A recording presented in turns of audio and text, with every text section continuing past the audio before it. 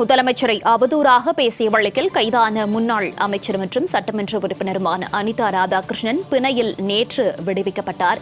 இந்நிலையில் பிணை தொகை செலுத்துவதற்காக ஜாமீன்தாரர்களுடன் திருச்செந்தூர் நீதிமன்றம் வந்திருக்கிறார் அனிதா ராதாகிருஷ்ணன். அது தொடர்பான காட்சிகளை பார்த்து வருகிறோம். விவரங்களோடு செய்தியாளர் முத்துமோகன் இணைப்பில் இருக்கிறார். முத்துமோகன், வணக்கம். முதலமைச்சர் குறித்து அவதூறாக பேசிய வழக்கில் கைதான முன்னாள் அமைச்சரும் சட்டமன்ற உறுப்பினருமான அனிதா ராதாகிருஷ்ணன் பிணையில் நேற்று விடுவிக்கப்பட்ட நிலையில் தற்போது பிணைத் தொகையை செலுத்துவதற்காக ஜாமீன்தாரர்களுடன் திருச்செந்தூர் நீதிமன்றத்திற்கு வருகை தந்திருக்கிறார். தொடர்பான விவரங்கள். வணக்கம். திமுகவை சேர்ந்த சட்டமன்ற உறுப்பினரும் முன்னாள் அமைச்சருமான அனிதா ராதாகிருஷ்ணன் தமிழக முதல்வர் குறித்து அவதூறு கருத்துக்களை பேசிய தொடர்பாக நேற்று கைது செய்யப்பட்டு பின்னர் திருச்செந்தூர் குற்றவியல் நீதிமன்றத்தில் ஆஜர்படுத்தப்பட்டு சொந்த ஜாமீனில் நிபந்தனைகளுடன் விடுவிக்கப்பட்டார். இதைத் தொடர்ந்து தற்போது தூத்துக்குடி மாவட்டம் திருச்செந்தூர் குற்றவியல் நடுவர் நீதிமன்றத்தில் ஜாமீன்தாரருடன் பிணை கட்டுவதற்காக முன்னாள் அமைச்சர் அனிதா ராதாகிருஷ்ணன் திருச்செந்தூர் நீதிமன்றத்திற்கு வந்துள்ளார்.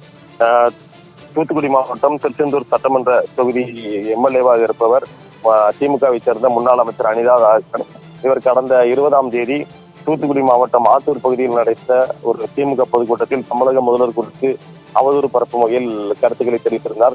இது தொடர்பாக வந்த புகாரை தொடர்ந்து ஆத்தூர் காவல் நிலைய போலீசார் முன்னாள் அமைச்சர் அனிதா ராதாகிருஷ்ணன் மீது 2 பிரிவுகளின் கீழ் BNS 252 மற்றும் BNS 253 கிளாஸ் 2 ஆகிய 2 பிரிவின் கீழ் வழக்கு பதிவு செய்திருந்தனர்.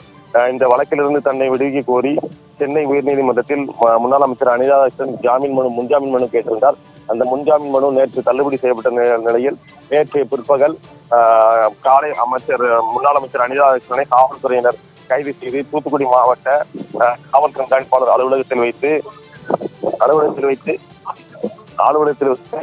விசாரணை நடத்தினர். சுமார் 6 மணி நேரமாக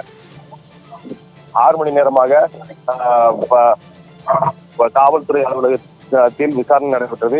இதைத் தொடர்ந்து தூத்துக்குடி அரசு மருத்துவக் கல்லூரி மருத்துவமனையில் அவர்களுக்கு 3 மணி நேரம் உடல் பரிசோதனை செய்யப்பட்டு கைது செய்யப்பட்ட அனிதா ராதாகிருஷ்ணன் திருச்செந்தூர் குற்றவியல் நடுவர் நீதிமன்றம் நீதிபதி மேஜிஸ்ட்ரேட் சிதம்பரம் முன்னிலையில் ஆஜர்படுத்தப்பட்டார்.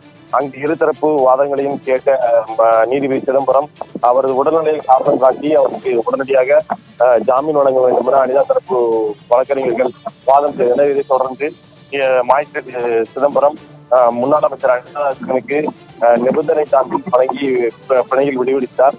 அவர் 10 நாட்கள் ஆத்தூர் காவல் நிலையத்தில் காலை 10 மணிக்கு கையெழுத்திட வேண்டும், மேலும் ஜாமீன்தாரர்களை காட்டி 10,000 ரூபாய் பிணைத் தொகை செலுத்த வேண்டும் என உத்தரவிட்டிருந்தார். இதைத் தொடர்ந்து இன்று திருச்செந்தூர் குற்றவியல் நடுவர் நீதிமன்றத்திற்கு வந்த முன்னாள் அமைச்சர் அனிதா ராதாகிருஷ்ணன் 2 ஜாமீன்தாரர்களுடன் 10,000 ரூபாய் பணத்தை நீதிமன்றத்தில் செலுத்தியுள்ளார். இதைத் தொடர்ந்து ஆத்தூர் காவல் நிலையம் சென்று அவர் நீதிமன்ற உத்தரவை தொடர்ந்து ஆத்தூர் காவல் நிலையம் சென்று கையெழுத்திட உள்ளார். முத்துமோகன், விவரங்களுக்கு நன்றி.